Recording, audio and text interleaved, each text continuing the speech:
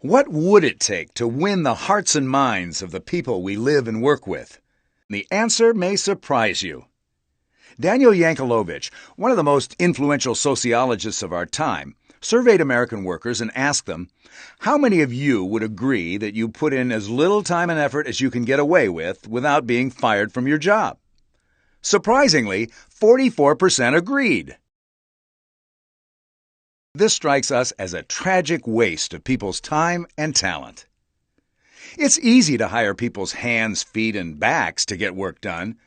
But if you want people to invest more of themselves than just what's required, it is absolutely necessary to address their feelings and their needs. We don't leave our feelings and needs in the closet when we go to work or school. We carry them with us into every interaction and relationship of our lives. This is what makes us human. Feelings are to human beings what gasoline and a GPS is to a car. Our feelings are the energy that fuels our actions. They also serve as our guidance system, pointing us in the right direction to meet our needs. This is just one of the many striking similarities between skillful driving and skillful living.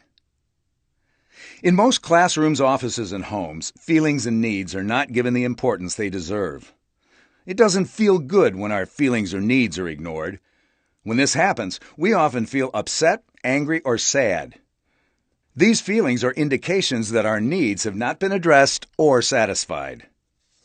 Everything we do in the service of a need. That's what world-renowned communication expert Marshall Rosenberg teaches. He says the reason people act is to satisfy a need.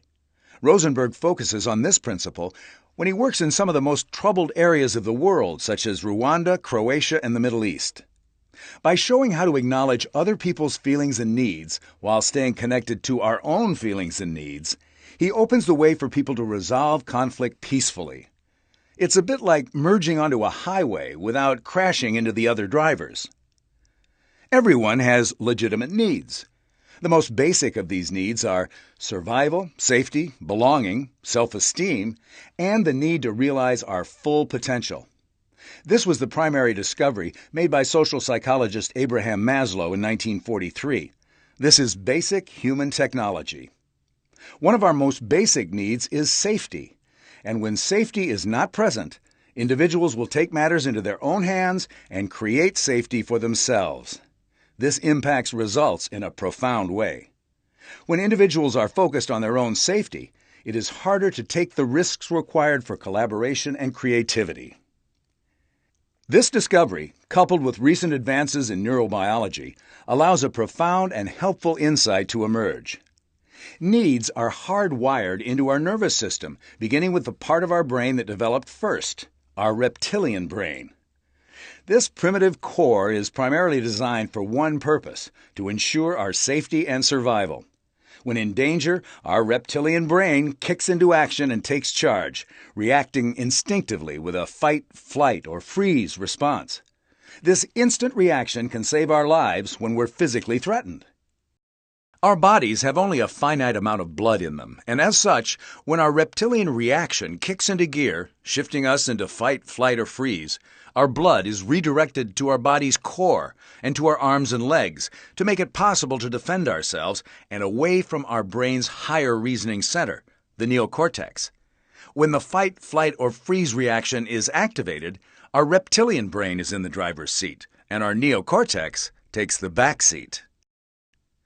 Many jobs still involve serious physical risk, but for most of us in today's modern workplace, our physical safety is rarely threatened. But this does not mean that the fight, flight, or freeze instinct is gone. Instead, when our emotional, mental, and professional survival is threatened, our reptilian brain interprets these signals as if our physical existence were threatened.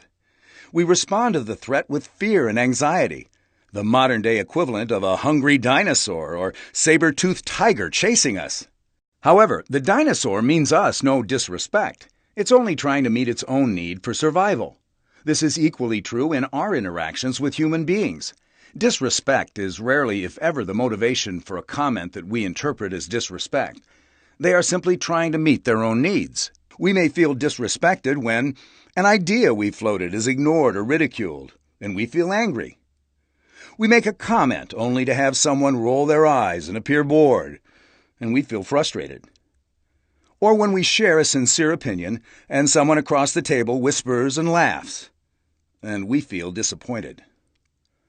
In each of these situations, we might feel angry, frustrated, or disappointed because we have a need for respect that is not being met. This signals disrespect, causing our reptilian brain to kick into overdrive. While this is how we are hardwired, this does not mean that our reactions are locked in. This is where the rubber meets the road. If we do not address our feelings and needs, we allow them to take charge of us. Instead, we can address our needs in a way that resolves conflict and restores respect. How do we create an atmosphere of respect and at the same time accomplish the task at hand? Is that even possible, much less practical? We say yes. How? Flow. Flow is not a trait that some people have and others don't. Flow is a skill that anyone can learn. It creates dynamic stability by addressing the feelings and needs of others, which leads to respect being restored.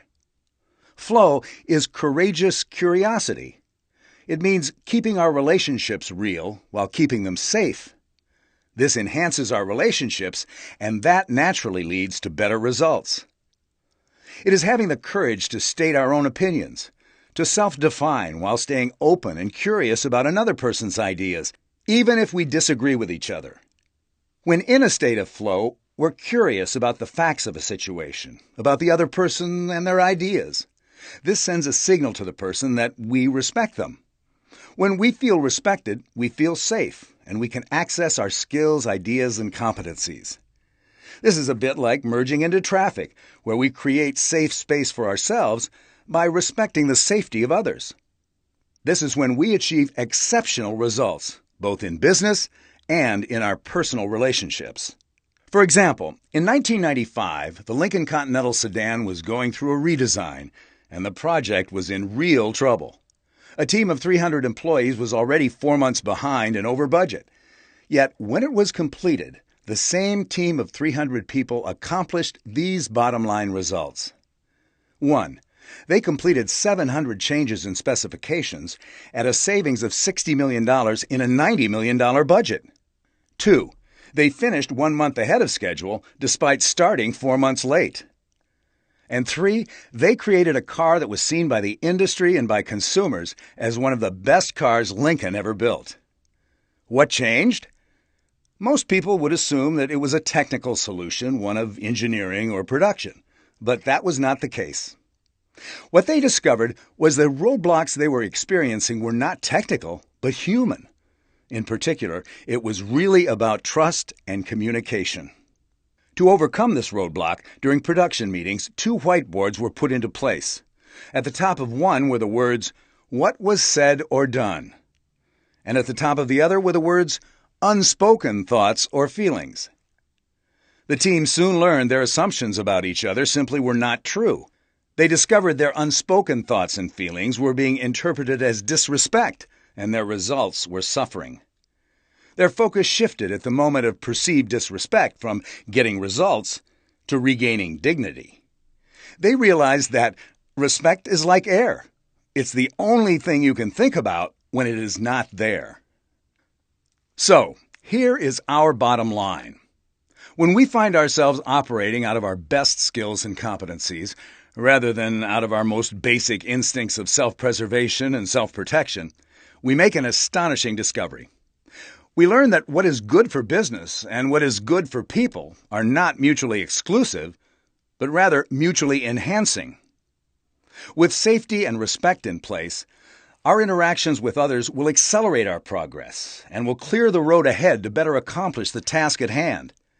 That's not just good for people, that is good for business.